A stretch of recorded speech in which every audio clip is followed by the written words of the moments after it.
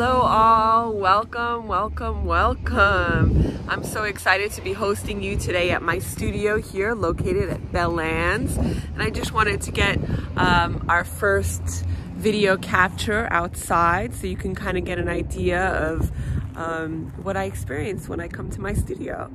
So check it out. So here it is.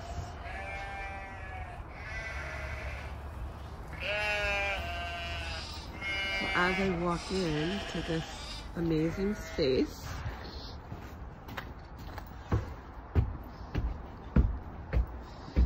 okay, so here we are, Belllands.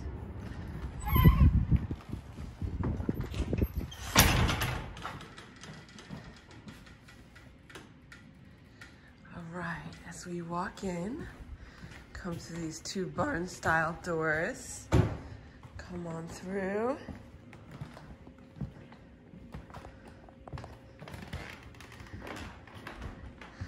And you're gonna enter right over here. Is my studio, so welcome. Okay, hello everyone. I'm so happy to be hosting a studio visit with you today, a virtual studio visit. My name is Alice Mizrachi and I'm an artist and educator. I'm also a muralist, and welcome to my space. A little bit about me. I've been teaching for about 23 years now. I've been a muralist for about 15 years, and I have a studio practice as well. And today I'm going to be showing you a little bit little inside snippets of my studio. So I just wanted to take a brief moment, introduce myself, say hello, and get right to it. Okay, so as we enter my studio with this lovely metal door, you come on in and you get a view of this lovely assemblage that I'm still currently working on. This is for an upcoming solo show at Wallworks Gallery in the Bronx, and that will be scheduled to open March 21st.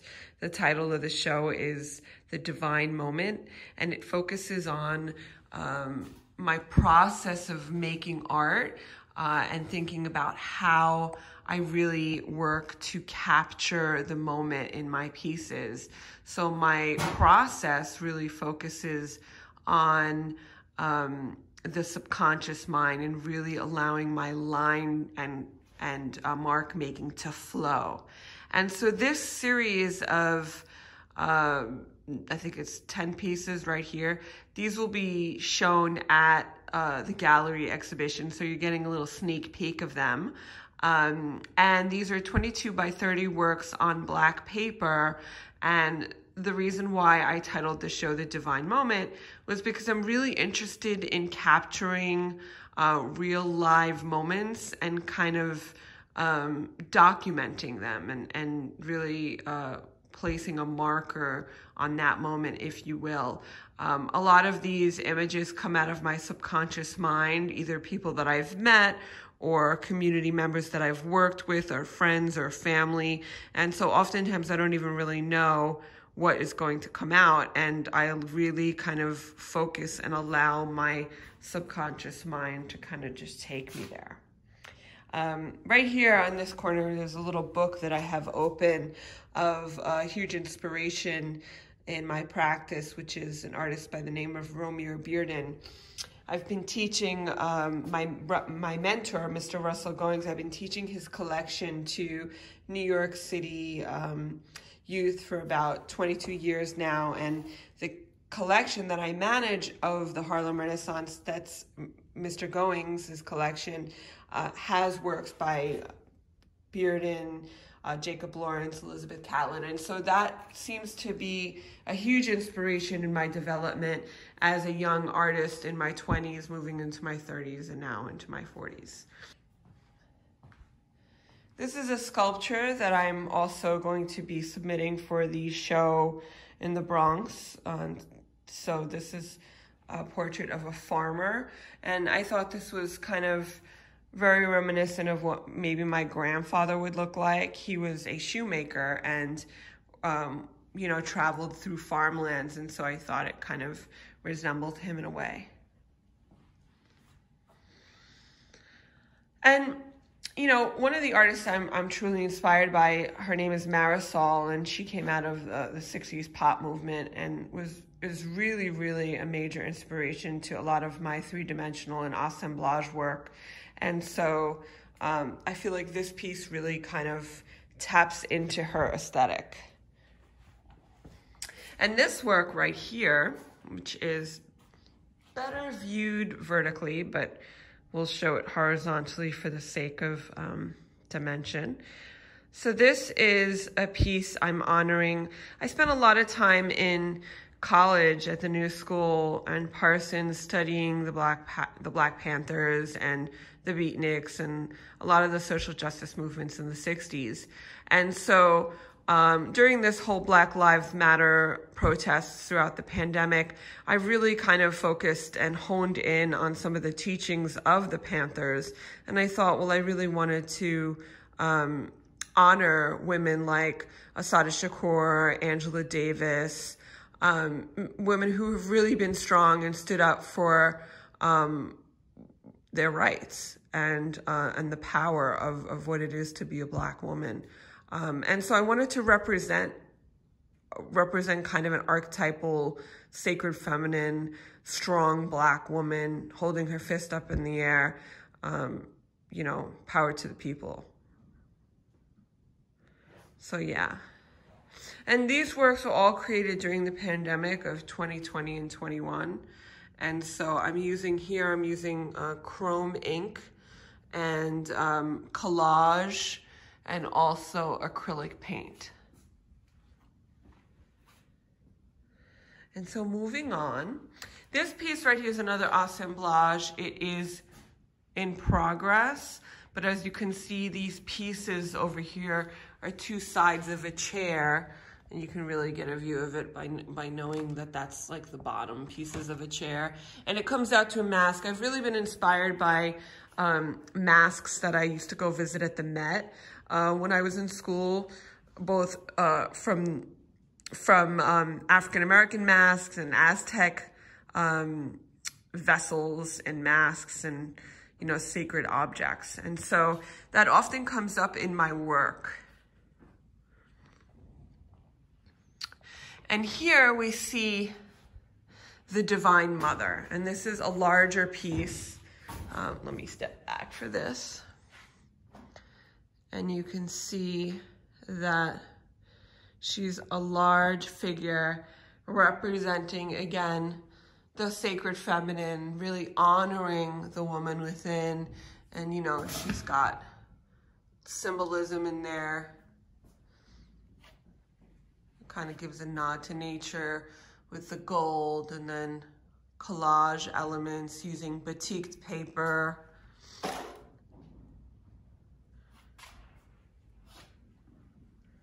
And again, I'm using that teal color, that the chrome black, as I did in some of those earlier pieces, works on paper. So the Divine Mother. And as we move here, I wanted to show you kind of like what my table looks like as I'm working. I have another solo show coming up in April with Belllands, which is the studio that I'm currently at. Volition Gallery is located at Belllands, and I'll be having a solo exhibition April 21st, a month after my other exhibition. So I've been busy in the studio, and I wanted to share these. These are sweet little paintings that I made for Valentine's Day. I thought they were really kind of intimate and nice, and I made a few of these, and you know, they went pretty fast. These are the ones that I have left, and so I just wanted to share. So as you can see, if you look at some of Romare Bearden's line work, you can kind of get an idea of how I've been inspired by him, and also artists like Picasso, who really kind of use one line to flow through space and really connect ideas and allow your hand to just move straight from your mind.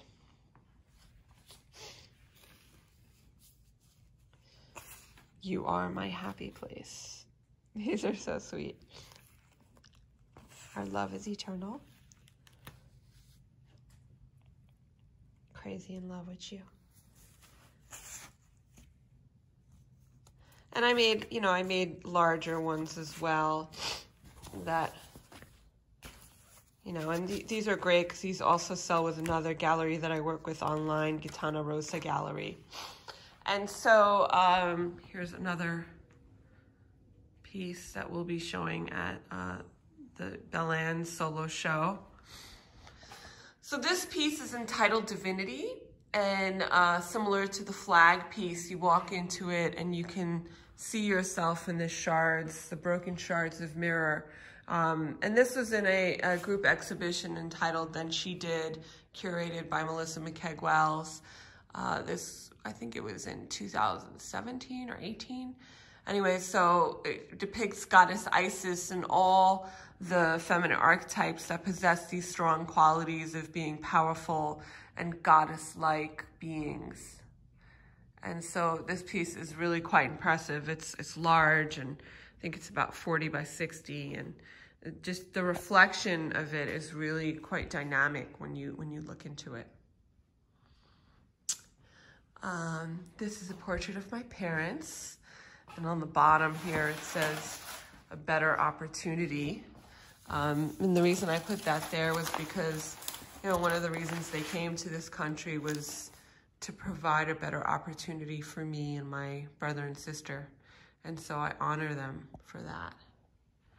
So yeah, so let's just do like a quick pan here of what you just saw. Yeah, so thank you. Thank you for sharing your time with me and visiting my studio. I have one more part to show you, and then I'll be saying farewell. Okay, so as we walk out my studio here, the hallway, you can see little sculpture wire drawing I did for one of my last solo exhibitions. Then we have these painting on paper that were pretty recent as well. These 4 were done at the Ross Institute in the East Hampton. I did a residency with them and got to create these really beautiful pieces about the migration of my ancestors in 1492 during the exile of the Spanish Inquisition. This piece right here is another assemblage. And I like to think that it's someone in my ancestors who tilled the land, because she's wearing as her hair, it's a rice bag that's Arabic and Hebrew writing in there, and she seems quite stern and very solid in her presence. And again, this is all found wood. Some of my recurring themes are related to the Middle East conflict. My parents are originally from Tel Aviv, and growing up, the news was always on what's going on in Israel, and they were there when it transitioned from Palestine to Israel, so they had really witnessed, what it was, before and after. And so here you'll see in the hair, you'll see text from the Torah, and you'll see text from the Quran. So often I kind of juxtapose, the languages of my native tongue, my native land. And this piece is called My Unborn Daughter's Desire Piece. And as you can see, she's got her piece, fingers up. So as we move into the hallway, which is, that was the entrance where we came in. If we keep going straight here, there's a series of work that will also be shown at Belen. And this is also a conversation about, capturing the moment and really kind of allowing the moment to live longer than it is, right? Really savoring it and documenting it, putting it down. So all these pieces refer to the connections in which we have with one another. So the title of the show will be called The Sacred Connections.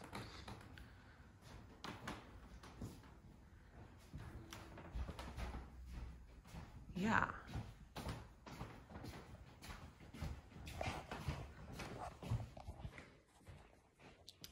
So thank you all for joining me today for a lovely studio visit. I hope that when COVID is over, you'll be able to come into the studio and see and smell and touch some of the work.